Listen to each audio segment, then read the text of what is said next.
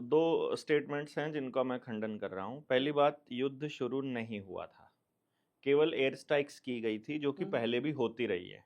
तो ये बातें सबको, पूरे देश को क्लियर होना चाहिए कि युद्ध की घोषणा नहीं हुई थी कहीं पर भी।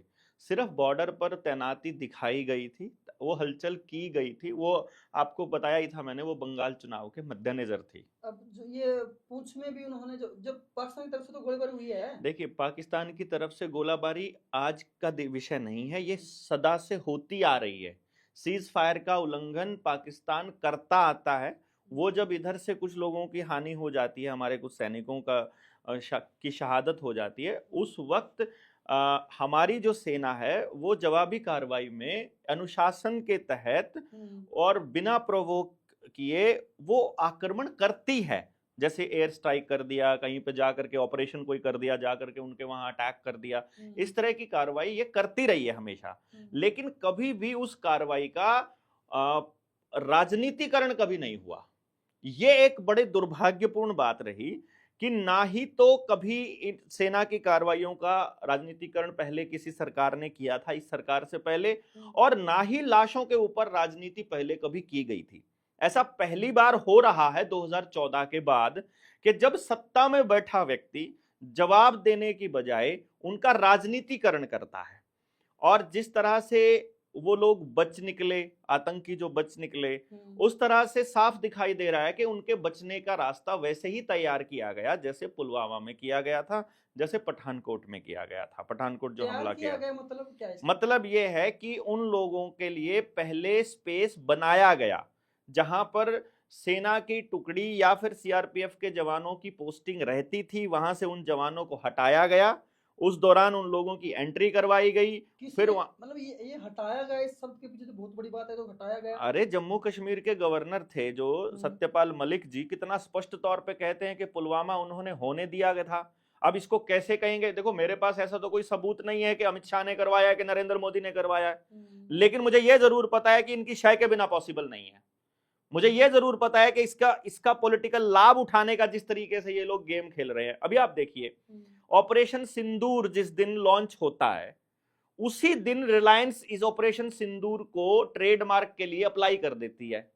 हाँ, अब ये जियो चर्चा इसके काफी हो ऊपर रही थी। फिल्म बनाएगा, वो फिल्म 2029 के चुनाव से पहले लॉन्च होगी। अब ये बात आपको, अगर ये पॉलिटिसाइज नहीं कर रहे हैं इसको, तो क्या कर रहे हैं? इसका राजनीतिकरण नहीं कर रहे हैं तो अभी तिरंगा यात्रा निकल रही है, सॉरी, ये ऑपरेशन सिंदूर की यात्रा निकाल रहे हैं। हर एक लोकसभा को ड्यूटी दी है कि तुमको वो यात्रा निकालनी है। आदमी कोई शामिल नहीं है उसमें, सारे खच्चर खच्चर शामिल हैं बस उसके अच्छा, अंदर। मतलब जो लोग गुलाम हैं, जिन लोगों को इतनी अकल है, उनको पता है कि इसका राजनीतिकरण हो रहा है, लेकिन उसके बावजूद वो यात्रा में आ रहे हैं।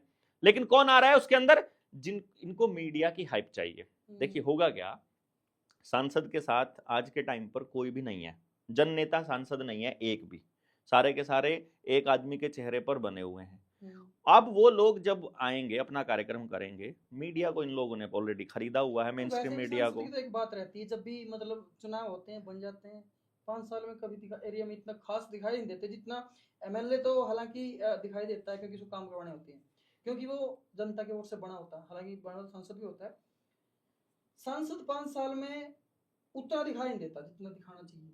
हालांकि सांसद के जो काम है वो संसद में ही रहते ज्यादातर, लेकिन अपने एरिया में, जिस एरिया में बनता है, उसके प्रति जवाबदेही नहीं, किस तरह से देखो, रहती है? सांसद जो है ना, वो उसके काम रहते हैं असलियत में, फील्ड इतना ही के नहीं भी होते। काम रहते हैं, हाँ। लेकिन सांसद का जो कार्य क्षेत्र है वो बहुत बड़ा होता है। तो उस पूरे कार्य क्षेत्र को अगर वो कवर करे, यानी अगर आप यहीं से कैलकुलेशन ही ले, अगर करनाल का ही एग्जांपल हम लें, तो 9 विधानसभा आती है एक सांसद के पास।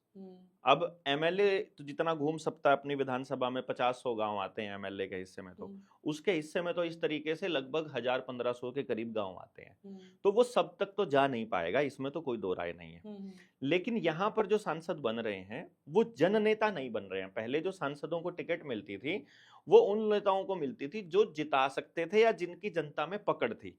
अभी वैसा व्यक्ति सांसद बन रहा है जो या तो गुलाम है, या जिसके अंदर अपनी अकल नहीं है, या जो जन नेता नहीं है। क्योंकि यदि जन नेता होगा तो वो कोई भी निर्णय जो संसद में लिया जाएगा उसके ऊपर सवाल करेगा। जैसे अगर जन नेता होता कोई हमारे यहाँ पर, तो संसद में पूछता कि भाई जवाबी कार्रवाई क्या की। अगर प्रधानमंत्री नरेंद्र मोदी डोनाल्ड ट्रंप के इस वक्तव्य का, उसके इस बयान का खंडन नहीं करते हैं, जब वो कह रहा है मैंने एक फोन मिलाया नरेंद्र मोदी को, और बल्कि उसने तो ये कहा कि भारत रोता हुआ मेरे पास आया, ये बात उसने बोली है ना, कि उन्होंने कहा, पाकिस्तान ने कहा, ट्रंप ने ये कहा कि पाकिस्तान और भारत पाकिस्तान और भारत का युद्ध हमने बंद करवाया, हाँ, ट्रीटी और व्यापार की धमकी देकर, हाँ, कि नहीं तो हम तुम्हारे यहां व्यापार नहीं करेंगे। इतनी क्या इमरजेंसी पड़ी थी कि उनके व्यापार के लिए आप देश की सेना के गौरव का इस्तेमाल करेंगे या उसको बेच देंगे? ऐसा प्रधानमंत्री ने जो उसी टाइम पे जब ऑपरेशन सिंदूर चल रहा है, जब जवाबी कार्रवाई चल रही है, उसी प्रधानमंत्री ने अपने जो जनता के नाम संबोधन था, जो देश के नाम संबोधन था, उसमें एक लाइन नहीं ऐड कर सके वो, कि भाई मैं इस बात का खंडन करता हूं डोनाल्ड ट्रंप का, हम किसी भी चीज के सामने नहीं झुकेंगे। जिस टाइम पे जैसे डॉक्टर मनमोहन सिंह जिस तरह से अमेरिका के सामने खड़े हो गए थे न्यूक्लियर संधि के ऊपर, आपको याद होगा, न्यूक्लियर ट्रीटी के ऊपर। इंदिरा गांधी भी हुई थी 1971 में। इंदिरा गांधी तो लंबे समय की बात है, मैं तो इस दौर में जो जिंदा लोग हैं, जो इस वक्त देख रहे हैं राजनीति, उस वक्त उन्हीं लोगों की बात कर रहा हूँ। वो देखिए वो कैसे बोलते थे खड़े होकर के। उस आदमी को मनमोहन कहते हैं, उस मनमोहन कहते हैं कि वो बोलता नहीं था, लेकिन जब अमेरिका ने जब न्यूक्लियर ट्रीटी के ऊपर ज्यादा टूटा की, तो उसी टाइम पे खड़ा होकर के बोला कि ऐसा मत समझो कि हम तुम्हारे दबाव में आ जाएंगे, हम आत्मनिर्भर देश हैं, हम तुम्हारे किसी चीज के मोहताज नहीं है। यहां पर तो बोलने की हिम्मत नहीं हुई, क्योंकि जो अमेरिका में, ऑस्ट्रेलिया में, इंग्लैंड में, इस इनमें से कहीं पर भी अगर अडानी के खिलाफ भ्रष्टाचार के मामले चल रहे हैं, अमेरिका में तो चल ही रहा है ना, सबको मालूम है। अब वो मामले बंद कराने की डील हुई है या किस चीज की डील हुई है, ये तो बताएगा प्रधानमंत्री, बताएगा ना।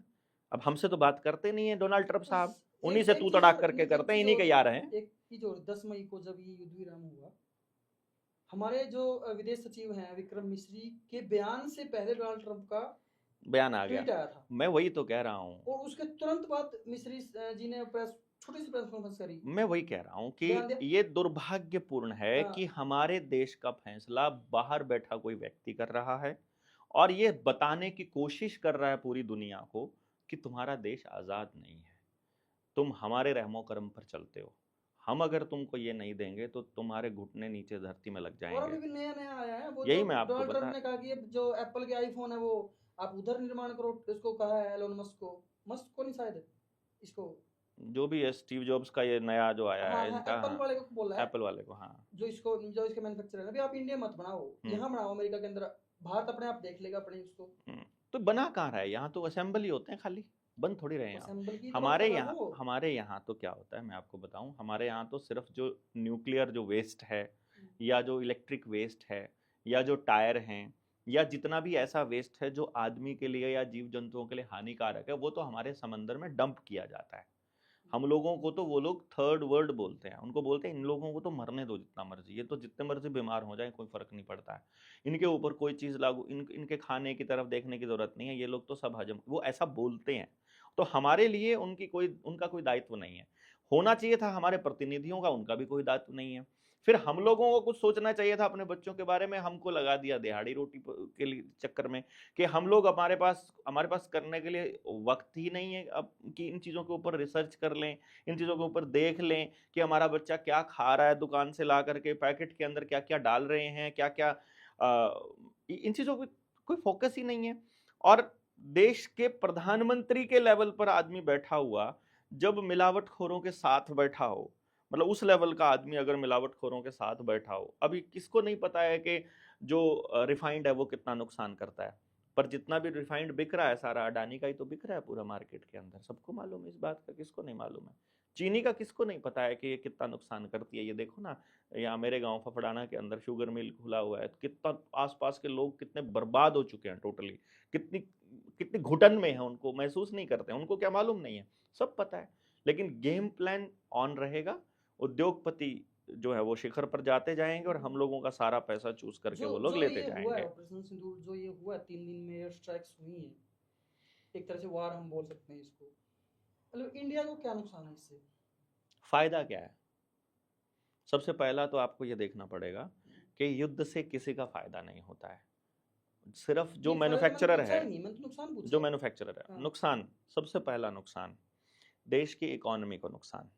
दूसरा नुकसान, आप युद्ध करने का तब लाभ है जब आपके पास इतनी ताकत हो कि आप सामने वाले देश को के ऊपर कब्जा करके उस देश को अपने देश में मिलाने की हिम्मत रखते हो।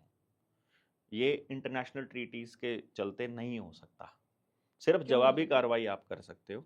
कैसे कर सकते हो भाई? इंटरनेशनल लेवल पर जिस तरह वर्ल्ड इकोनॉमिक फोरम के गुलाम बना के बैठी है सरकारें अपने आप को, और हमारे देश को जिस तरह डब्ल्यूएचओ के उसके वर्ल्ड बैंक के अंडर जिस तरह से रखा हुआ है, या जितने भी ये डब्ल्यूटीओ के जितने समझौते हैं, या ट्रेड के समझौते हों, चाहे हथियारों के समझौते हों। अभी आप राफेल के बारे में ले लेते हैं। चलो, आपके पास राफेल है, लड़ाकू विमान है, लेकिन कहाँ से खरीदा आपने?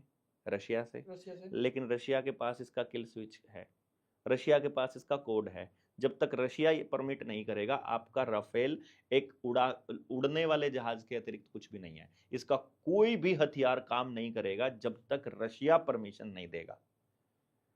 इसी तरह से आप कोई हथियार नहीं बनाते हो इस देश में। है हथियार अजस्त्र, अगर ब्रह्मोस्त्र। भाई साहब, हमारे 18 ऑर्डिनेंस फैक्ट्रियों को अडानी को सौंपा जा चुका है, और अडानी की कंपनियों में वही रॉकफेलर फाउंडेशन के इन्वेस्टमेंट है। वो सारी की सारी अल्टीमेटली अमेरिका पे जाके रुक चुकी हैं। आपके पास अपना हथियार मैन्युफैक्चरिंग नहीं है, इसको आपको मानना अरे पड़ेगा। प्रधानमंत्री जी तो पूरे अपने भाषण में उन्होंने ये कहा कि जो भारत में बनाए गए डोनाल्ड ट्रंप 6000 से ज्यादा बार झूठ बोला डोनाल्ड ट्रंप ने पिछले 5 साल में, ये रिसर्च करके दी थी।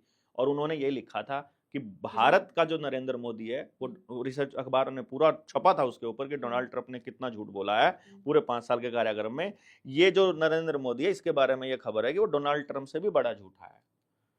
टोटल पॉलिटिकल गेम खेलता है, इसको उससे कोई मतलब नहीं है। सच क्या है, झूठ क्या है, सही क्या है, गलत क्या है, देश का नुकसान है कि फायदा है, इसको केवल चुनाव में फायदा होना दिखना चाहिए। आदमी मरते हैं मरे। एक चीज मैं सोच रहा था, मतलब कि अब आजकल जो खबरें आती हैं या तो प्रो होती हैं, एंटी होती हैं, या तो मतलब कि सरकार के सपोर्ट में होंगी, या फिर जबरदस्त बिल्कुल ही मतलब उसके एंटी विरोध में होंगे। सवाल जरूर खड़े होते हैं, चाहे वो सवाल निराधारी क्यों ना हो, लेकिन सवाल खड़े होते हैं देश के प्रधानमंत्री के लिए, देश की सुरक्षा के लिए, और जो भी पॉलिटिकल पार्टी है उनके प्रलोभन के लिए। ये मतलब एक सेकंड, सॉरी।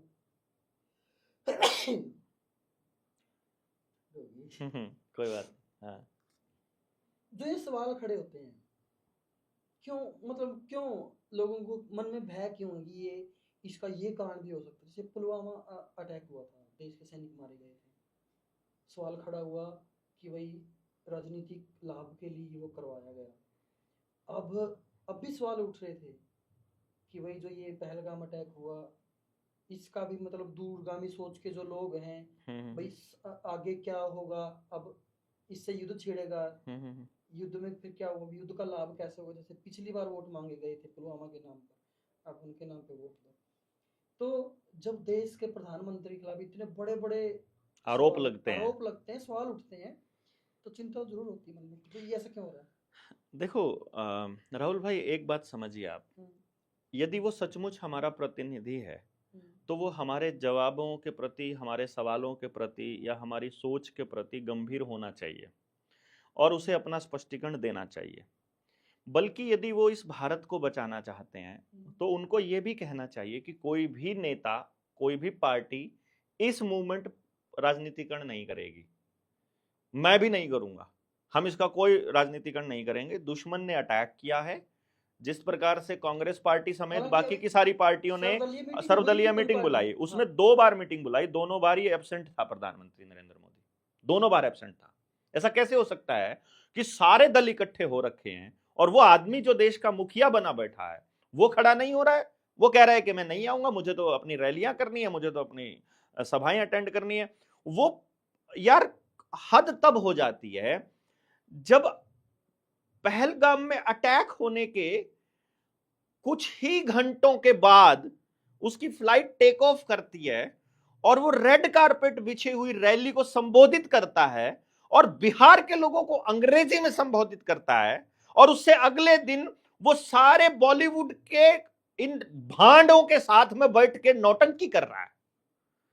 मतलब वेव समिट में है, वेव समिट में इन जो बॉलीवुड एक्टर पैक्टर नहीं थी इनके साथ नहीं बैठा था क्या ये? हाँ। क्या कर रहा था वहां पे वो? मतलब देश के ऊपर इतना गंभीर वो चला हुआ है, इसने अपने गुंडे लगा रखे हैं फेसबुक के ऊपर कि कोई भी अगर इसके खिलाफ बोले या सवाल उठाए तो उसको देशद्रोही साबित कर दो। हम जैसे लोगों को ट्रोल कितना किया गया फेसबुक के ऊपर, आपने देखा नहीं? लेकिन मतलब हमने सवाल ही तो खड़ा किया कि ठीक है, हमने मान लिया कि आतंकी थे, मतलब तो जाने क्यों दिए तुमने? जिम्मेदारी किसकी है वहां पर? सुरक्षा कारणों में चूक कैसे हुई? और तुम फिर रैली कैसे अटेंड कर सकते हो? और तुम इन बॉलीवुड के साथ मतलब ये रंगरलियां मनाने वाला काम कैसे कर सकते हो तुम? अगर देश के अंदर इतनी बड़ी विपदा आई हुई है, तुम्हारे ही ट्रोल करने वाली सेना बोल रही है, 2 रुपए प्रति कमेंट करने वाले लोग बोल रहे हैं, वो जब इसको इतना ज्यादा राजनीतिकरण कर रहे हैं और हर किसी को अटैक कर रहे हैं, जो भी आदमी सरकार से सवाल पूछ रहा है, उस वक्त तुम मौज कैसे कर सकते हो? यह पूछना बनता है देश का और उसको जवाब देना बनता है। लेकिन मजाल है कि 2014 से लेके आज 11 साल में एक सिंगल प्रेस कॉन्फ्रेंस करी हो हरामखोर ने। खा रहा है हमारे टैक्स के पैसे से मौज कर रहा है और एक सवाल का जवाब देने की हिम्मत नहीं। अपना मन की बात, ठन की बात, पता नहीं क्या क्या बकवास करता रहता है। सारे अखबारों को, मीडिया चैनलों को विज्ञापन दे दे के उनको अपने हिसाब से मौज कर रहा है, अपने हिसाब से कुछ भी लिख के दे देते हैं जो वहां के कार्यालय से लिख के चला जाता है। 7 स्टार बीजेपी का नेशनल ऑफिस है, 5 स्टार स्टेट के ऑफिस हैं, 3 स्टार डिस्ट्रिक्ट के ऑफिस हैं, एक एक जगह पर मतलब फ्री में जमीन लेकर के 2000 के नकली नोट छाप करके सारी सुविधाएं, अंदर का एक फोटो आपने देखा हो तो बता दो, किसी बीजेपी दफ्तर के बाहर रखवा लेते सारे के सारे पत्रकारों से सारा कैमरा। सिर्फ कॉन्फ्रेंस रूम के अलावा किसी पत्रकार की औकात नहीं है किसी जगह का फोटो वायरल करते या दिखा देंगे। आपने देखा हो किसी मीडिया चैनल में कि कैसे दफ्तर बनाया है इन लोगों ने, अंदर कितनी रंगरलियां मनाने का इनके पास पूरा गेम प्लान है, कैसे वॉर रूम बनाया हुआ इन्होंने, क्या क्या अंदर खेला रचा है किसी के पास समझ? किसी के पास कोई जानकारी नहीं है। ऐसा कैसे हो सकता है? जनता के पैसे से ऐश करने वाला आदमी जनता के प्रति जवाबदेही से भाग रहा। इस पॉलिटिक्स को आपको समझना पड़ेगा। अगर ये पॉलिटिक्स आप नहीं समझे, आज आपके फेसबुक के ऊपर एंटर करके आपको गालियां दे रहे हैं और आपको मारने की धमकियां देते हैं, कल को वो आपके दफ्तर में घुसकर आपका दफ्तर तोड़ेंगे, कल को वो आपके घर में घुसकर आपके बेटियों को उठा के ले जाएंगे। और आपने देखा होगा आरएसएस के लोग, बीजेपी के लोग पठानी कुर्ता पहनकर, टोपी लगाकर और दाढ़ी बढ़ा करके, और किस तरह से पहले देखा होगा ना मंदिर के अंदर बीफ फेंकने टाइम पकड़े गए थे, अभी बंगाल में पकड़े गए थे, अभी लखनऊ में पकड़े गए थे, आगरा में पकड़े गए थे कि ये लोग दंगा फैलाने के लिए, दंगा करवाने के लिए, सिर्फ क्योंकि सिर्फ बंगाल में चुनाव है इसलिए।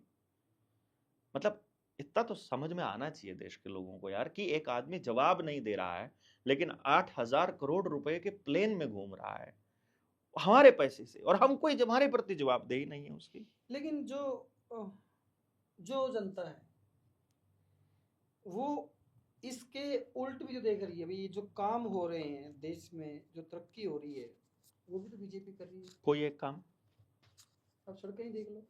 सड़कें काम है? क्यों नहीं सड़कों काम? की जरूरत किस लिए पड़ती है? कहाँ जाने के लिए, कहाँ सामान जाना है ढोने आपको? के लिए। कहाँ जाना है आपको? क्या सामान ढोना है आपको? आपके व्यापारिक गतिविधि तो होती है। क्या बताओ ना, क्या क्या व्यापारिक गतिविधि होती है जो गांव के आदमी को लाभ देती हो? जो देश, ये देश गांव का देश है ना, गांव के आदमी को लाभ देने वाला एक काम बता दो आप इन सड़कों से यूज करते हो। यहाँ असंध में बैठे हैं ना, चलो असंध से लेकर के एक करनाल जाती है, सुनिए सुनिए सुनिए, नहीं नहीं, मुद्दा है, बहुत इंपॉर्टेंट मुद्दा है। असंध से एक बात कर चुके इसके ऊपर, नहीं जा रहे हैं, इस सड़क के ऊपर हम बात कर चुके। चलिए फिर कोई बात तो नहीं, ये हम थोड़ा स्किप हाँ कर लेते हैं। ठीक है। जो हम बात कर रहे थे वो हाँ। वाली हम उस बात पे थे जो ये व्यापारिक गतिविधि जो अमेरिका ने एंटर किया था, वो क्या मतलब क्या था, वो उस पे बात करते हैं। इस देश में दाल पैदा नहीं हो सकती क्या? हो सकती है, तो बाहर से क्यों मंगानी पड़ती है? इस देश में मूंगफली है, इस देश के अंदर तिल है, नारियल है, तेल मिल सकता है अपने को, तो पाम ऑयल क्यों खिलाया जा रहा है देश के लोगों को?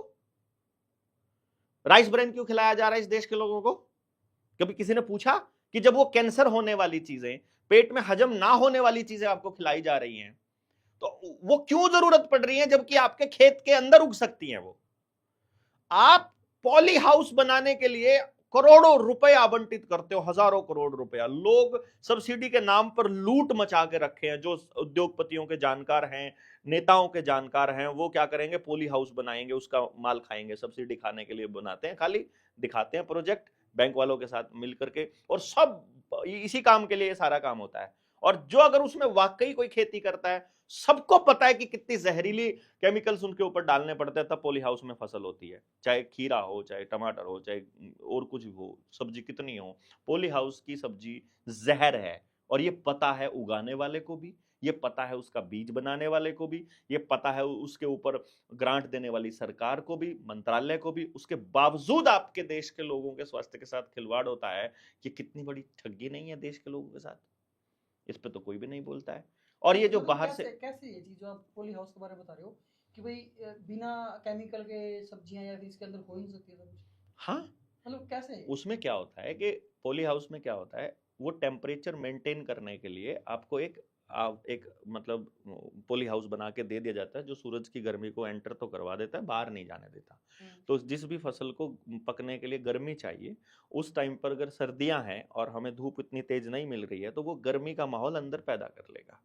तो वो बीज इस तरह के दिए जाते हैं, या तो वो जेनेटिकली मॉडिफाइड होते हैं, जिनको ज्यादा पानी की जरूरत पड़ती है और ज्यादा केमिकल्स की जरूरत पड़ती है। वो एक दिन में, मतलब अभी छोटा छोटा खीरा था, स्प्रे किया, सुबह तक देखा पूरा बड़ा खीरा है, तोड़ दिया, अगले दिन वो खीरा उसके अंदर वो फिर वो अगले छोटे छोटे बीज आ गए, फिर करा, अगले दिन फिर, मतलब डेली का खीरा इतना निकल आता है जिसकी कोई हद ही नहीं है, उसकी कैपेसिटी नहीं है। जैसे डंगर को टीका लगा लगा के दूध निकालते हैं, वैसे ये काम आप लोगों के साथ हो रहा है। और आप जितना खीरा अवेलेबल है ना मार्केट के अंदर, अभी टेस्ट करा लो लैब में, जहर मिलेगा, प्योर जहर मिलेगा। जो पॉली हाउस में जो लोग खेती करते हैं और जो उसको जो बेचते हैं ना, वो घर में खाते भी नहीं है। हमारे घर में मेरा प्लॉट है, हम प्लॉट में हमने क्या कर रखा है, घिया, तोरी, ये हम मतलब अपनी सब्जियां, अपनी सब्जी नहीं, टमाटर और मिर्च, एक ये जो होती ककड़ी, ये हमने लगा रखी, भिंडी भिंडी भी लगा रखी है।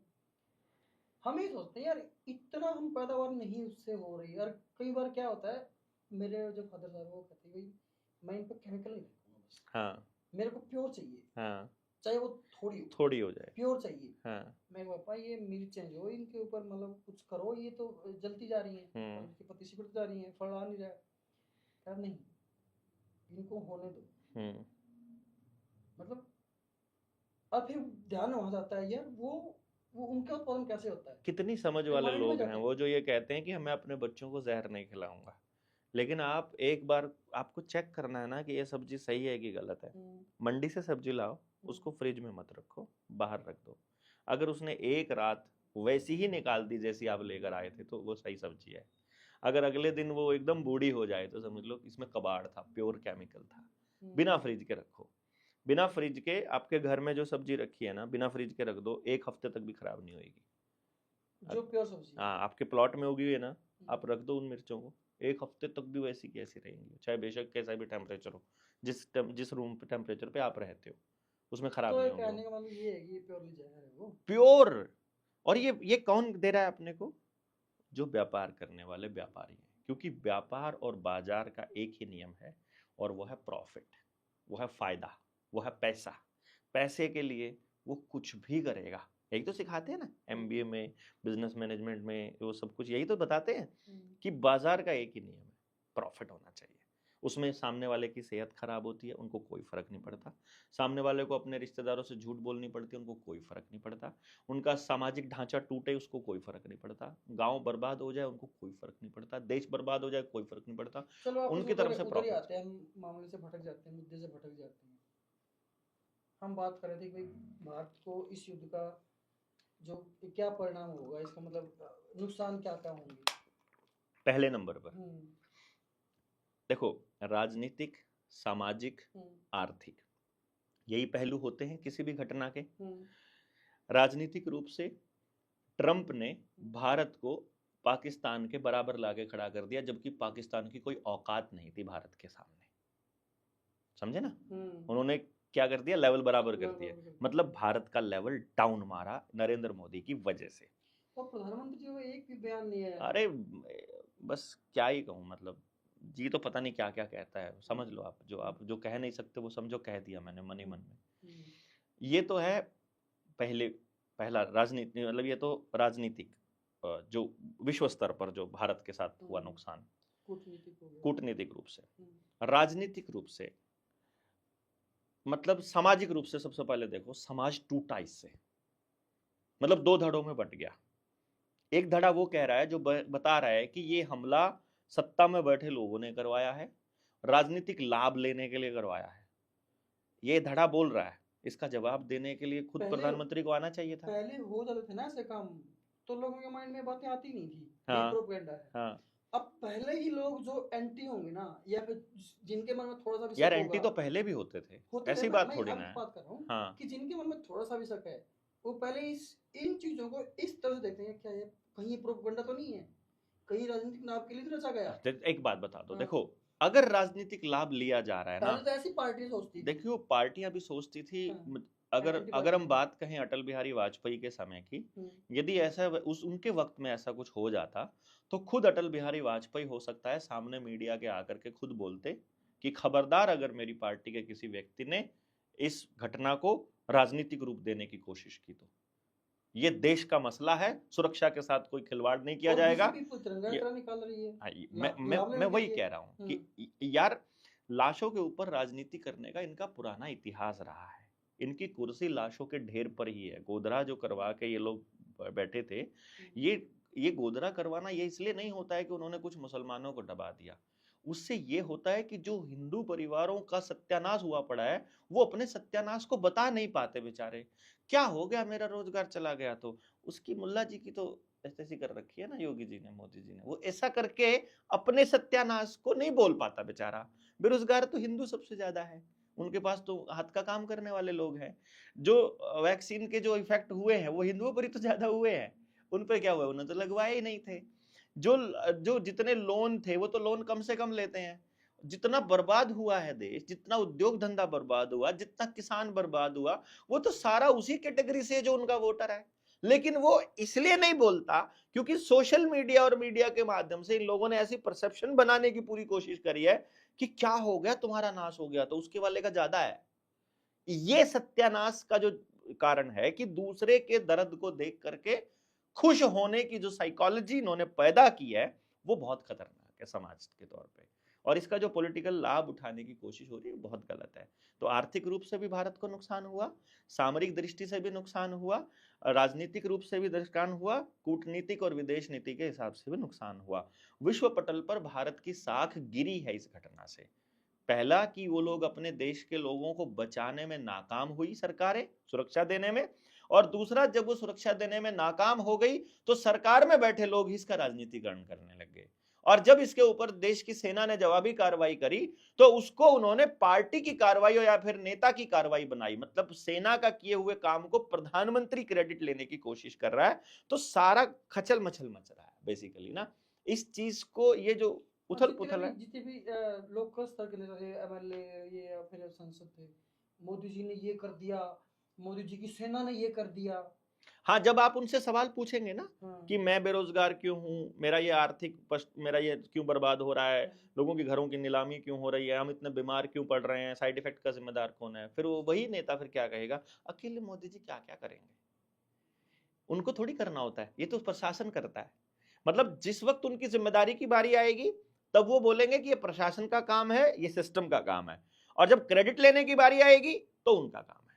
फिर उन्होंने किया, नोटबंदी उन्होंने की, नोटबंदी से जो बर्बाद हुए वो प्रशासन ने करे हैं। दोगला कैरेक्टर है ये, इसको दोगला बोलते हैं। दोगला पता है ना, जिसके बीज का ना पता हो, दो बीज, डबल बीज, संकर प्रजाति है ना, जो जैसे वो अमेरिकन गाय आती थी, जिसको अमेरिकन गाय बोलते हैं, उसको सुअर बोलते हैं हम लोग, वो दोगली होती है। उसका ये नहीं पता होता वो गाय है कि भैंस है कि सुअर है, क्या है उसका, इसका ये नहीं पता ये आदमी है कि क्या है, नर पिशाच है कि क्या है, इसको दोगला कैरेक्टर बोलते हैं। जिम्मेदारी, अगर तुम्हें क्रेडिट लेने का शौक है तो तुमको जिम्मेदारी भी लेनी पड़ेगी ना भाई। अदरवाइज जिसकी जिम्मेदारी है फिर उन्हीं को क्रेडिट दो। ये तो गलत नहीं होगा ना, तो लॉजिकल बात है कि जो कर रहा है उसका क्रेडिट है। नरेंद्र मोदी को कुर्सी पर बिठाया इस देश के भले के लिए है, उसको जहाज 8,000 करोड़ का इसी काम के लिए दिया जाता है, अनलिमिटेड खर्चा इसी काम का दिया जाता है, अनलिमिटेड स्टाफ इसी काम का दिया जाता है। उनको देश की भलाई करने के लिए ही कुर्सी पर बिठाया गया है, उनको मौज करने के लिए नहीं बिठाया गया है। मौज तो करते कहाँ हैं प्रधानमंत्री? इससे ज्यादा मौज क्या होगी कि प्राइवेट प्लेन है जिसका। आज तक एक भी छुट्टी नहीं ली उन्होंने। अच्छा, ये जो जाता है मतलब जो बीजेपी के जितने भाषण देने जाता है चुनाव के दौरान, छुट्टी लेके जाता है कि ऑन ड्यूटी जाता है? देश का प्रधानमंत्री है कि बीजेपी का प्रधानमंत्री है? हमने तो ऑन ड्यूटी हमेशा रहता ही है। तो फिर यहाँ कमल का फूल कैसे लगा के रखता है, तिरंगा क्यों नहीं लगा के रखता? शर्म नहीं आती इसको? जब ये देश के प्रधानमंत्री की कुर्सी पर बैठा है तो ये बीजेपी का कैसे हो गया? ये विपक्ष का भी प्रधानमंत्री है, ये उस आदमी का भी प्रधानमंत्री है जिसने वोट नहीं किया इसे, और ये उसका भी प्रधानमंत्री है जो वोट कर ही नहीं सकता। इस देश की 40 करोड़ आबादी तो वोट ही नहीं कर सकती क्योंकि 18 से नीचे की है, उसका भी तो प्रधानमंत्री है ये। तो 24 घंटे कमल का फूल लगा के कैसे रख सकता है ये 24 घंटे चुनाव के मोड में रहेगा, हर चीज का चुनावी फायदा उठाने की कोशिश करेगा, देश के प्रति कुछ भी नहीं सोचेगा। इतनी मतलब ऐसी जवाबदेही के प्रति इतनी मतलब असंवेदनशीलता कैसे हो सकती है इसके अंदर? इतनी संवेदनहीन कैसे हो सकता है ये व्यक्ति? इतना कुछ देश के लोगों को पूछना चाहिए ना कि यार तुम देश के प्रधानमंत्री हो, बीजेपी के प्रधानमंत्री नहीं हो, तो तुम जब वहां जाते हो तो तुम कम से कम छुट्टी अप्लाई करके जाया करो ना कि मैं आज बीजेपी का प्रचार करने जा रहा हूं। और देख लो ना, भाषण उठा के रिसर्च कर लो ना कि कितने दिन बीजेपी का प्रचार किया इसने, वो छुट्टी में गिने जाएंगे। वो पार्टी के मतलब देश के पैसे से पार्टी का काम करता है ये। जो छुट्टी वाली बात कर रहे हो आप, छुट्टी के पीछे मतलब एक प्रधानमंत्री का क्या रहता है? मतलब प्रधानमंत्री छुट्टी कहाँ किससे लेता है छुट्टी प्रधानमंत्री? मतलब छुट्टी होती भी है नहीं, ये इसके पीछे गणित आप क्या ही है? ने बोला था छुट्टी नहीं लेता, मैंने तो इसलिए नहीं। बोला है, मैं तो ये बता रहा हूं हाँ, आपको कि जब मैं वो पूछ रहा हूँ फिर, मैं देश पूछ का काम जब करेगा, मैं पूछ रहा हूँ, जब मुझे कुछ नहीं पता। जब देश का काम करेगा तो तिरंगा लगाएगा, जब कमल का फूल लगा होगा तो छुट्टी पर है। जब जब इसने यहाँ कमल का फूल लगाया, पार्टी काम से निकला है, तब वो प्रधानमंत्री कार्यालय और पार्टी कार्यालय अलग अलग है भाई मेरे। इतना तो फर्क पता होगा ना देश को। बिल्कुल है। अगर देश को इतना भी नहीं पता तो फिर मैं क्या करूं? तो देखो ना कितने चुनावों में कब कब रहा है इसकी पूरी पुरानी वीडियोस मिल जाएंगी, कब मतलब ये कहने चुनावी का मोड में रहा। आपको ये है, जो स्पष्ट से शब्दों में है, सिंपल शब्दों में ये है कि भाई जब भी मतलब चुनाव मोड में होते हैं, तो कहीं किसी राज्य में चुनाव हो रहे हैं, पैसा हमारा खर्च किया जाता है, पैसा जनता के टैक्स का खर्च किया जाता है, और प्रचार बीजेपी का होता है। ये ठगी है देश के साथ, ये चोरी नहीं है क्या? आपका डेप्यूटी कलेक्टर अपनी अपनी अपनी रिश्तेदारों की शादियों में लेके आपकी गाड़ी घूमता रहे, वो चोरी नहीं है क्या देश के साथ में? है ये सरेआम दिख रहा है। चौकीदार कुत्ते क्यों पालता है भौंकने वाले? सोशल मीडिया पर जब आया तो मेरे को किसी ने पूछा यार कितनी गालियां पड़ रही है तेरे को। मैं कहा चौकीदार इसलिए तो कुत्ते पालता है कि वो सोता रहे और कुत्ते भौंकते रहे, लोगों को लगे कि जाग रहा है चौकीदार। वो चोरी कर रहा है आपके पैरों के नीचे से, आपका पैसा, आपकी दौलत, आपका घर, आपकी दुकान, मकान, रोजगार सब छीन रहा है आपसे, और पार्टी कार्यालय के लिए काम करता है 24 घंटे। 24 घंटे, 24 के 24 घंटे, इस देश के लिए एक दिन भी काम नहीं करता वो। या अडानी के लिए काम करता है या बीजेपी के लिए काम करता है, इसके अलावा देश के लिए कुछ किया तो बताओ? एक सिंगल काम नहीं गिना सकते आप जो देश के लिए किया हो। प्योर पॉलिटिक्स देश में कहीं भी नहीं आता है इसके। उसमें बर्बाद जैसे गुजरात को कर दिया था, अब पूरे देश को करने पे लगा पड़ा है। सॉल्यूशन गांव के आदमी को यह समझना पड़ेगा कि कोई एमएलए, कोई एमपी, कोई मुख्यमंत्री, कोई प्रधानमंत्री, कोई डीसी, कोई एसडीएम, कोई तहसीलदार, कोई बाहर का व्यक्ति अगर आपके गांव में आया है, वो आपको लूटने के अलावा कुछ भी नहीं करेगा। आपके गांव की तरक्की केवल गांव के लोगों के हाथ में है। सबसे पहला सॉल्यूशन, गांव में कोई भी बाहर का व्यक्ति नौकरी पर नहीं आएगा। यह पहला सॉल्यूशन। गांव का आदमी गांव में काम करेगा, क्योंकि गांव के मास्टर को पूरा गांव पूछ सकता है कि तुम ये इतने बच्चों को बर्बाद क्यों कर रहे हो, जो मास्टर 2 बजते ही छुट्टी लेके अपना गाड़ी में बैठते निकल लेता छुट्टी होते ही, उसको कौन पूछेगा? आंगनबाड़ी वर्कर, आशा वर्कर तो लगी रहे उनके माध्यम से सारा डेटा लेकर के, और ये जितना तहसीलदार है, कभी भी देखा तो आप लोगों ने, पहले तहसीलदार की पोस्टिंग यहाँ होगी, वो जब इस एरिया का सत्यानाश कर चुका होगा फिर उसे वहां ले जाएंगे जहां का करना है। जो लोग सरकार की नहीं मानते उनको ऐसी जगह पे जिसको खुड्डा लाइन बोलते हैं, ऐसी जगह जहां उनके पावर है ना कुछ कर सकते हैं। इसका मतलब है कि वो सरकार के गुलाम नहीं है। सरकार के गुलामों को ऐसी जगह रखेंगे जहां उनको अपना प्रोपेगेंडा चलाना है। क्यों भाई? क्योंकि जवाबदेही नहीं है। यहाँ के आदमी को वहां भेज दिया फरीदाबाद, वो भी डरा हुआ है कि मैं अकेला हूं, और वहां के आदमी भी डरे हुए हैं कि ये तो बाहर का है, कोई मिलता ही नहीं उनको काम करने को। जवाबदेही नहीं है, किसी की जवाबदेही नहीं है। आपने पार्टी का आदमी को टिकट दे दी, पार्टी ने आदमी दे दिया, टिकट आ गई, आपने किसी एक आदमी का चेहरा देख करके उसको चुन लिया, अब वो है ही नहीं आपका। ये जो कह रहा था अभी एमएलए जो असंध का है, योगी क्या नाम इसका, योगेंद्र राणा, जो भी है, ये बोल रहा था ना मेरी जिम्मेदारी है असंध की। क्या क्या कर लिया इसने अब तक? हो गया होगा 6 महीने तो आया गया होगा, हनीमून पीरियड से निकल लिया होगा। करने के लिए इसके पास पहले का थोड़ा है, करोड़ों रुपया कमाता है, अरबों रुपया का मालिक है। तो अभी अभी अभी क्या कर लिया इसने अब तक 6 महीने में? कोई परियोजना रखी? कोई ब्लूप्रिंट है इसके पास? नहीं है। इनको ये जो करोड़ों रुपया खर्च करके जो आदमी बनेगा, कुछ भी बनेगा। भाई साहब, मैं अपने गांव में अपना एक मैंने एजुकेशन का मिशन शुरू किया है फफड़ाना से। मैंने वहां अपने गांव वालों से पूछा कि जिस सरपंच का जो मानदेय है 4,000 रुपए हो, उसका साल में कितना 48,000 रुपया कमाया ना उसने। 5 साल में कितना कमाया उसने? लगभग 2.5 लाख रुपया। यानी उसके पूरे 5 साल के कार्यकाल में एक सरपंच को मानदेय के रूप में मात्र 2.5 लाख रुपया मिलता है। वो आदमी 30-30 लाख रुपया अपने सरपंच के इलेक्शन में कैसे खर्च कर सकता है? और अगर करेगा, उठा के करेगा वो तो कहीं ना कहीं से, या फिर उसको जुगाड़ होगा, कर दिया तो 30 लाख रुपए ऐसे हवा में उड़ा देगा वो। 30 लाख से जनता की सेवा करेगा तो अलग है। दारू बांटने पे 30 लाख खर्च करने की गुंजाइश उसकी तब होगी जब उसको 30 लाख का 3 करोड़ बनाने के चांसेस दिखाई देते होंगे। पैसे तभी खर्च करेगा ना, इन्वेस्टमेंट ऐसे तो नहीं करेगा बिजनेसमैन कोई भी। इसका मतलब ये हुआ कि जो भी आदमी किसी भी चुनाव के लिए एक भी पैसा अपनी जेब से खर्च कर रहा है, वो उसके 10 गुना कमाने के लिए कर रहा है, तो वो आप ही को लूटेगा।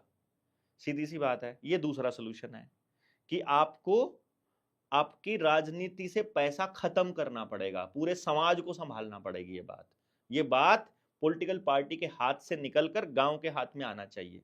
मैं तो गांव वालों को बोला, गांव की समस्या, तुमको समस्या है, लिस्ट बना लो। इसका मैं आपको प्रतिकूल बताता हूँ कि इसका मतलब ये क्या है कि जब आप ये बातें कर रहे हो कि गांव का व्यक्ति को ही जिम्मेदारी लेनी पड़ेगी, गांव का व्यक्ति के माइंड में तो ये है, यार मुझे अपना परिवार पालना है, मैं क्यों टेंशन लूं, जो हो रहा होने तो, मेरा काम बनने दो। वो चीज तो है ही नहीं गाँव में। जिम्मेदार तो नहीं है, ऐसे ही रहने दें या इसको ठीक करना पड़ेगा? ठीक तो करना पड़ेगा। मतलब जागरूकता इसका तीसरा सोल्यूशन। हाँ। मतलब अभी अपने आप ही आ जाएगा सोल्यूशन आपके पास से ही। इसका मतलब यह है कि पहले आप जगा लो, बताओ कि शिक्षा में अगर पैसा खर्च हो रहा है। मैं अभी एतवार को मैं अपने गांव में था, मैंने बोला, मैंने किसी गांव का ये एक बंदा था, उसके बेटे ने अभी एमबीबीएस में दाखिला लिया, उसका 1 साल का खर्चा 40 लाख रुपया है, तो 4 साल की एमबीबीएस है, टोटल 1 करोड़ 60 लाख रुपया खर्च हो गया। मैंने पूछा गांव वालों से, 1 करोड़ 60 लाख रुपए का ब्याज भी पूरा नहीं हो सकता अगर सैलरी लेता है वो किसी अस्पताल में डॉक्टर, एमबीबीएस करने के बाद कम से कम एमडी करनी पड़ेगी उसे। एमबीबीएस के बाद उसे कोई नौकरी नहीं मिलनी, पहली बात।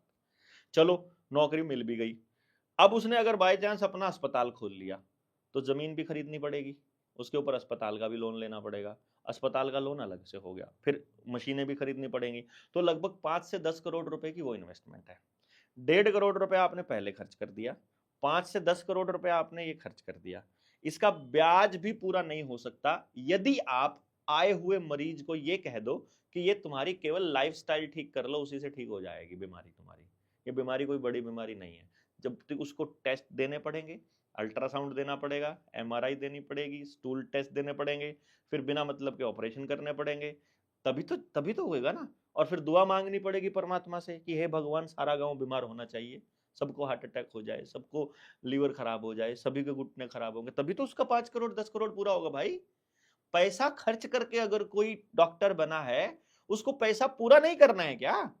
वो पैसा पूरा करने के लिए। इसका मतलब कि पूरी शिक्षण व्यवस्था में उस दिन जब इन्होंने एमबीबीएस की फीस बढ़ाई थी, तभी देश को समझ जाना चाहिए था कि आपका हेल्थ सिस्टम खत्म होने वाला है, क्योंकि अब डॉक्टर आपको बिना मतलब काटना चालू करेंगे। तो डॉक्टर्स को यह समझाना जरूरी है कि भैया जी, बिना पैसे के डॉक्टर बनेगा वही चाहेगा कि आप बीमार ना हो। अगर पैसे से डॉक्टर बनेगा, इसी तरह से पैसे से राजनीति करने चालू करोगे, पैसे से अगर नेता बनोगे, तो भाई साहब आपको लूटना ही पड़ेगा देश। पैसे से अगर आप पढ़ाई लिखाई पूरी करते हो, तो आप वापस जाकर के समाज की सेवा कैसे करोगे? आपके बच्चे की पढ़ाई, आपके बच्चे की हेल्थ, आपका न्याय, यदि पुलिस वाले को आपको पैसा देना पड़ता है, यदि वकीलों को आपको बेहिसाब पैसा देना पड़ता है और न्याय मिलने की गुंजाइश नहीं है, तो आदमी पैसे के पीछे ही दौड़ेगा ना। तो समाज को अपनी व्यवस्था बना लेनी चाहिए कि ना पढ़ाई के लिए पैसा खर्च करेंगे, ना हेल्थ के लिए पैसा खर्च करेंगे। व्यवस्था दो, हमको नहीं पता कहां से दोगे, हमको हेल्थ के लिए पैसा खर्च नहीं करना है, और ना हम न्याय के लिए पैसा देंगे। किसी पुलिस वाले को 1 रुपया नहीं मिलेगा, और हमारे को न्याय इतने टाइम में होना चाहिए। खेती में आप उद्योग धंधे के ऊपर निर्भर रहना बंद कर दो और धर्म से पैसा निकाल दो, वरना अडानी तो कभी भी जाएगा हेलीकॉप्टर में जाके वीआईपी दर्शन कर ही आएगा, हम जैसे लाइन में लगे रहेंगे पीछे। फिर दूसरा नेता जाएगा, फिर तीसरा नेता। अभी कुंभ में हुआ ना, आपने देखा, वीआईपीज ही मौज करते हैं, बाकी तो सारे सारे ऐसे ही पीछे पीछे अपना मरते हैं वो मरते हैं फिर भीड़ के अंदर, भगदड़ के अंदर। मतलब ये है कि समाज को जिम्मेदारी लेनी पड़ेगी। यदि समाज आज जिम्मेदारी लेने के लिए तैयार नहीं है, तो समाज को जगाना पड़ेगा। जो जागे हुए हैं, जिनको समझ में आया हुआ, वो बाकियों को समझाना चालू कर दो। भाई जैसे डर जो है वो संक्रामक होता है, वैसे ही निडरता भी संक्रामक होती है। एक बार डर खुला, एक बार साहस खुला, बाकी लोगों का भी खुलना शुरू होगा। समझ का भी यही खेल है। आप नासमझी वाली बातें करना चालू कर दोगे, इसलिए तो गधों को टिकट देते हैं ये लोग। सबसे महामूर्ख बीजेपी की सबसे बड़ी खासियत क्या पता है?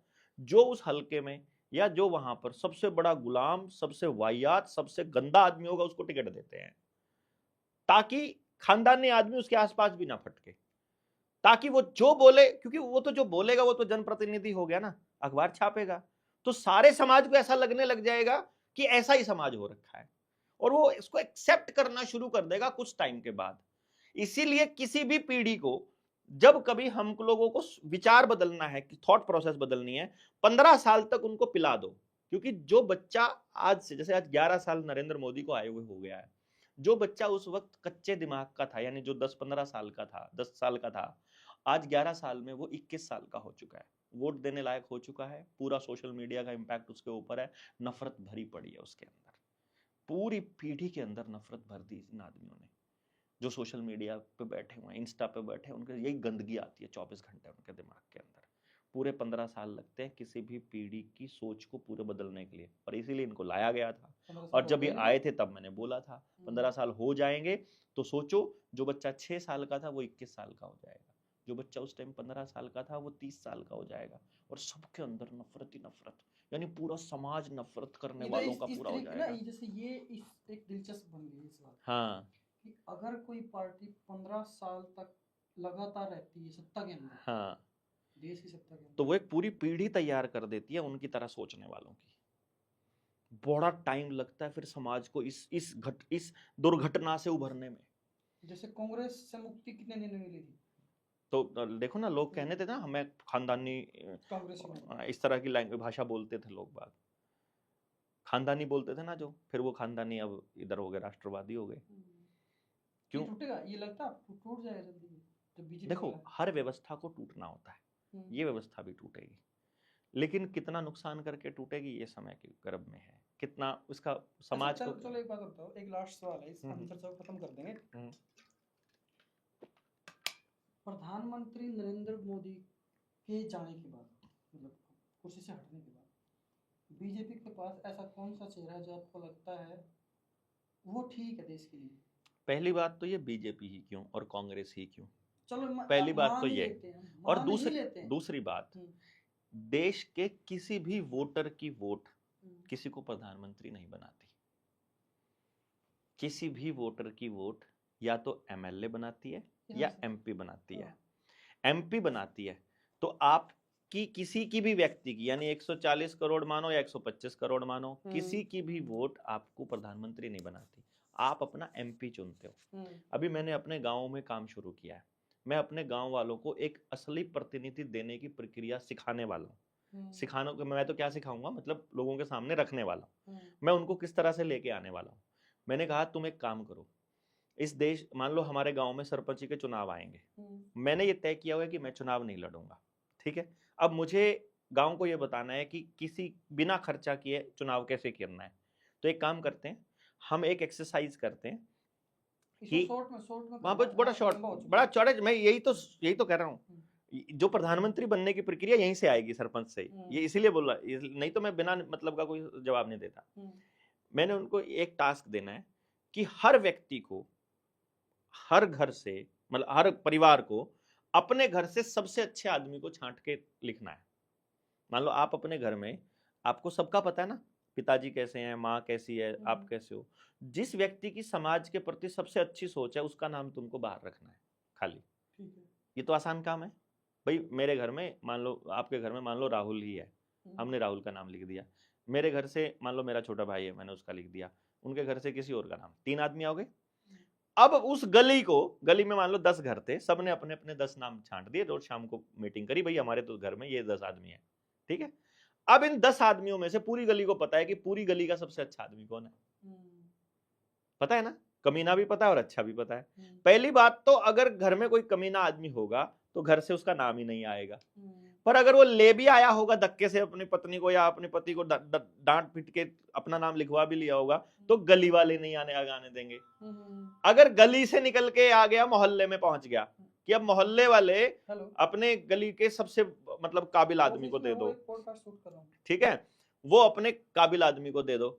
मतलब गली वाले जो बेस्ट आदमी चुना था, तो एक मोहल्ले में मान लो 6 गलियां हैं, तो वो 6 बेस्ट आदमी आ गए, उनमें से सबसे बढ़िया मोहल्ले वाले भी निकाल सकते हैं एक आदमी। अब पूरे गांव में मोहल्ले 10 हैं, तो 10 बढ़िया आदमी निकल के आ गए।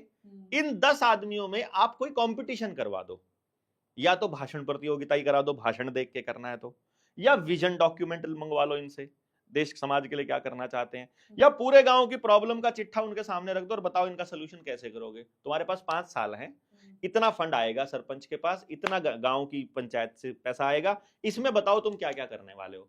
जो उनमें से सबसे बढ़िया करता है उसको छांट लो।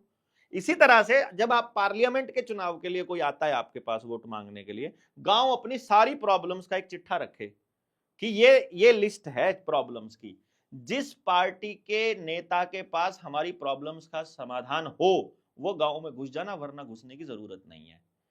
अगर पार्टी के लोगों के पास उसका समाधान है तो आ जाएंगे, नहीं तो नहीं आएंगे। जब देश की पॉलिटिकल पार्टियों को यह पता चलेगा कि गांव का आदमी अपनी प्रॉब्लम्स को लेकर इतना जागरूक हो गया है कि अब वो जात को वोट नहीं करेगा, अब वो पार्टी को वोट नहीं करेगा, अब वो मुख्यमंत्री प्रधानमंत्री के चेहरे को वोट नहीं करेगा, वो लोकल व्यक्ति जिसने उसका काम करना है उसको वोट करेगा। तो वो जब मुद्दे पे वोट करने लग जाएगा तो पार्टियों की मजबूरी हो जाएगी अच्छे लोगों को टिकट देना और उनको ग्राउंड पे उतारना, ढूंढना, समाज से अच्छे लोगों को ढूंढना। और जब अच्छे लोग ढूंढे जाएंगे और अच्छे लोग जब किसी विधानसभा या लोकसभा में जाएंगे, तो अच्छे लोग अपने बीच में से अच्छे ही लोगों को चुनेगा अपना नेता। तो ऐसा नहीं हो सकता कि इस देश के अंदर एक व्यक्ति को आप चेहरे के तौर पे देख रहे हो, वो चेहरा सिर्फ मीडिया का बनाया हुआ चेहरा है। अगर सचमुच नरेंद्र मोदी को कोई भाजपा का आदमी ये कहता है कि ये वाकई नेता बनने लायक है, बिना टेलीप्रॉम्प्टर के, बिना किसी सवाल को पहले दिए, वो किसी भी एक पत्रकार को पहले से स्क्रिप्ट ना लिखा हुआ एक इंटरव्यू देके दिखा दे, या ओपन कोई भी वो प्रेस वार्ता करके दिखा दे, प्रेस कॉन्फ्रेंस, उसकी इतनी औकात ही नहीं है। सबसे घटिया और बुदम और निकम्मा आदमी है ये, और इसीलिए इसको बनाया गया है ताकि देश को अच्छे से बर्बाद किया जा सके। इसलिए नहीं कि ये बहुत अच्छा आदमी है।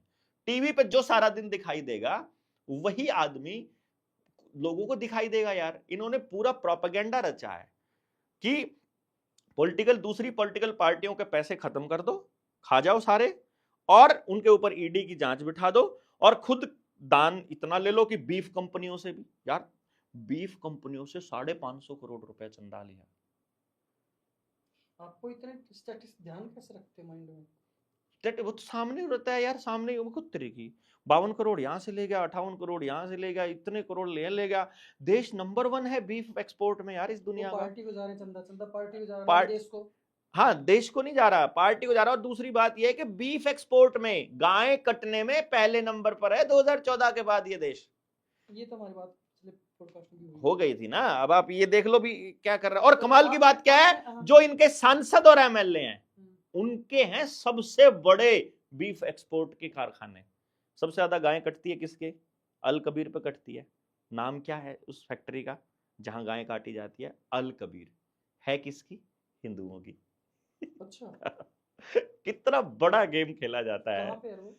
यूपी में। किस किस नेता की है वो? संगीत सोमोर की है। संगीत सोमो। संगीत सोम जो इनका एमएलए हुआ करता था, जो संजीव बाल्यान के साथ में दंगों में शामिल रहा है, वो भी उसका पार्टनर हुआ करता था। अब अभी भी नहीं था वो?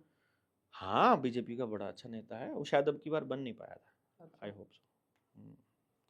चलो इसको यही खत्म करते हैं हमारे पॉडकास्ट को। आपने एक अच्छा शेड्यूल, ये जो मॉडल बताया कि भाई एक अच्छा नेता कैसे हम चुन सकते हैं, निकाल सकते हैं भाई गाँव से। देखो जागरूकता मूल में है, समझ मूल में है। हम्म। हमारी जो शिक्षण प्रणाली है उसमें बच्चों को जागरूक नहीं बनाया जाता, उसमें अच्छा, बच्चों जो को जो आज्ञाकारी जो बनाया जो जाता आपने है। ये आइडिया बताया, आप अभी अकेले काम कर रहे हो इस पे या आपकी नहीं, टीम है? पूरा जनता सरकार मोर्चा, पूरे देश में लोग। अभी मैंने क्या चालू किया, देखो मैं आपको बताता हूँ। जल्दी मेरा जल्दी। चैनल है निडर इंडिया, उस चैनल के ऊपर मैंने एक प्लेलिस्ट बनाई है। उस प्लेलिस्ट का नाम है फफड़ाना शिक्षा क्रांति। उस प्लेलिस्ट में मैं अपनी हर रोज की एक्टिविटी जो मैं गांव में कर रहा हूँ वो सारी डाल रहा हूँ। गांव में जाने से पहले किन चीजों का ध्यान रखना है, गांव में इस टाइप का आदमी मिलेगा तो क्या बोलना है, वो सारी बातें जो मैं अपनी टीम को, साथियों को बताता हूँ वो मैंने रिकॉर्ड करके दे रहा हूँ। फिर उसके बाद गांव में जैसे मैंने पहला कार्यक्रम किया तो उससे कितने लोग आए, उन्होंने क्या कहा, फिर अब मैं उनको क्या कह रहा हूँ, अब मैं क्या समझाने जा रहा हूँ। तो आज मैं फिर आया हूँ, आज वीरवार है, शुक्र शनि एतवार 4 दिन मैं अभी गाँव को दूंगा। एतवार को फिर मीटिंग करूंगा, पिछले एतवार की करी थी 11 तारीख को, अब 17 को फिर करूंगा। फिर मीटिंग करने के बाद इस मीटिंग से जितने लोग आएंगे अब इनको जोड़ करके फिर अगली बात बताऊंगा। जब तक गांव के प्रत्येक घर में अपनी बात नहीं बता लेता तब तक मैं इसको छोड़ूंगा नहीं। फिर मैं पूरे देश के सामने ये रखूंगा कि मेरे गांव की ये जनसंख्या है, इतना पैसा शिक्षा पे वेस्ट कर रहे हैं, इतना स्वास्थ्य पे कर रहे हैं, इतना न्याय पे कर रहे हैं, इतना ट्रैवलिंग पे कर रहे हैं, इतना सड़कों पे कर रहे हैं, इतना कपड़ों पे कर रहे हैं, इतना बेफजूल वेस्ट हो रहा है। ये पैसा गांव के गांव में कैसे रहे इसकी योजना बनेगी। गांव में ही अपना एजुकेशन सिस्टम 100% डिप्लॉयमेंट वाला उसकी योजना बनेगी। और जब तक हर गांव के आदमी को इसमें शामिल नहीं कर अच्छा लेता अच्छा, तब तक छोड़ूंगा लास्ट नहीं। सवाल है, मैंने कई कमेंट पढ़े थे आपकी हाँ। वीडियोस के नीचे चंदा चोर के। चंदा चोर मतलब कैसे? आपको चंदा चोर बोला जाता है कैसे? देखो चंदा चोर तब होता है, शॉर्ट में मेरी लंबी नहीं लंबी कोई बात नहीं, चंदा चोर तब होगा जब आपको चंदा दिया गया हो और मैं उसे चोरी करके ले गया हूँ। लोगों ने चंदा मुझे दिया अगर, तो मैं उसको खर्च करने के लिए दिया होगा ना, तो फिर उसका कौन चंदा चोर कैसे हो गया? खर्च कहाँ करता है उस पैसे को जो चंदा आता है? चंदा हम कार्यक्रम के लिए लेते हैं, कोई भी कार्यक्रम होता है, जैसे अभी हमने समालखा में मूर्ति स्थापना करी, वहां पे हम लोग 8 लाख माइनस में है। हमने जो भी समाज के काम करे हैं, जैसे बड़े बड़े कार्यक्रम किए, उन लोगों को ऊर्जा को इकट्ठा करके एक जगह पे लाए, उस कार्यक्रम के आयोजन में जितना खर्चा हुआ, तो पिछले 3 साल में लगभग 12 लाख रुपया मैं अपने जेब से कैश एक्स्ट्रा खर्च कर चुका हूँ, जो चंदा आया उससे एक्स्ट्रा। अच्छा। और जो अभी समालखा वाले कार्यक्रम के अंदर एक्स्ट्रा खर्चा हो चुका है, जो अभी तक पेमेंट भी नहीं गई, मेरा मोबाइल चेक करोगे तो मैं आपको दिखा दूंगा, जो फ्लैक्स वाले पैसे अब तक नहीं गए हैं, जो हमने अभी बुक छपवाई थी उनके पैसे अब तक नहीं गए हैं, जो और काम गए हैं, मतलब अभी भी हमारा लगभग 8-9 लाख रुपया पेंडिंग है जो लोगों को देना है। तो उसमें एक बार रिक्वेस्ट कर सकते हो कैसे भाई, 9518170000 ये हमारा नंबर भी है मोर्चे से जुड़ने का, और ये हमारे को आप मदद भी कर सकते हो, इस नंबर के ऊपर आर्थिक मदद भी कर सकते हो। करण के नाम से आएगा ये नाम इसके अंदर, क्योंकि वो उसी अकाउंट के साथ अटैच्ड है ये, जो हमारा जो जागरूक समाज मंच का जो अकाउंट है वो। और मैं आपको डिस्क्रिप्शन वो भी दे दूंगा आपको मैसेज, जो डिस्क्रिप्शन में आप ये डाल सकते हो, आप हमारे को मदद भी कर सकते हो। देखो 8 महीने हमने पहले काम किया, मोर्चा जब हमने बनाया जनवरी 2022 में, अक्टूबर में हमने पहला कार्यक्रम किया, तो टीम ने बोला जी चंदा मांगना पड़ेगा क्योंकि समाज का काम है, समाज के पैसे से होना चाहिए, जेब से पैसा लगाएंगे तो कल को वो पैसा पूरा करने की लगी रहेगी हमको। हमने कहा कि फिर जब पैसा इकट्ठा हो जाएगा फिर लड़ाइयाँ होनी शुरू हो जाएंगी पैसे के ऊपर, इसलिए हम पैसा इकट्ठा नहीं करेंगे, हम पहले खर्च करेंगे फिर जनता से मांगेंगे। अगर जनता को लगेगा हम सही काम कर रहे हैं तो वो मदद कर देगी, नहीं करेंगे तो नहीं करेगी। तो हमने पहली बार 8 महीने काम करने के बाद लोगों से चंदा मांगा। इसी तरीके से हम पहले काम करते हैं फिर हम मांगते हैं। इसमें भी हमने सारा काम उधार पे उठा के किया, जो समालखा में कार्यक्रम किया 23 मार्च को, और पैसा नहीं आया। अभी हम लोग कर्जे में है उल्टा। हमने सबने ये तय किया हुआ है कि देखो जैसा तैसा होगा, हम सारे मिल करके थोड़ा बहुत करके हम इसे चुकता करते रहेंगे। अगर हमारी गुंजाइश नहीं रहेगी हम काम करना बंद कर देंगे, लेकिन पैसा इकट्ठा नहीं करेंगे, अपने पास जमा नहीं करेंगे। खर्चा हम कर खर्चा चुके करो हैं, और बाद में मांग लो। अब समाज से मांग लेंगे। हाँ। समाज को लगता है हम ठीक किया तो दे देंगे, हम्म। वो आप उनको हमारी दिहाड़ी समझो, कुछ भी करो। वरना मैं अपना बिजनेस अगर मैं करता हूं तो मुझे किसी से चंदा मांगने की जरूरत नहीं है, उससे खर्च करके भी मैं कर सकता हूं। पर मैं क्या कहता हूं, काम मैं अपने परिवार के लिए करता हूं, जो मैं कमाई करता हूं। यहाँ समाज का काम है तो समाज को ही करना चाहिए। यही सोच करके हम लोगों से कहते हैं कि तुम्हारे सहयोग के बिना बात नहीं बनेगी, क्योंकि जब तक आपकी इन्वेस्टमेंट उसके अंदर नहीं होगी ये काम आपका नहीं बनेगा, फिर वो हमारा ही बना रहेगा। तो ये हमारा ना बने इसीलिए आपका रहे, समाज का रहे, इसलिए चंदा मांगा जाता है। और चोरी तब होती है जब उसे लेकर कोई भाग जाता है या जोड़ता है। अभी हम माइनस में हैं, अभी हमको चोर नहीं कहा जा सकता। तो ये थी चर्चा डॉक्टर देवेंद्र बलहारा जी के साथ।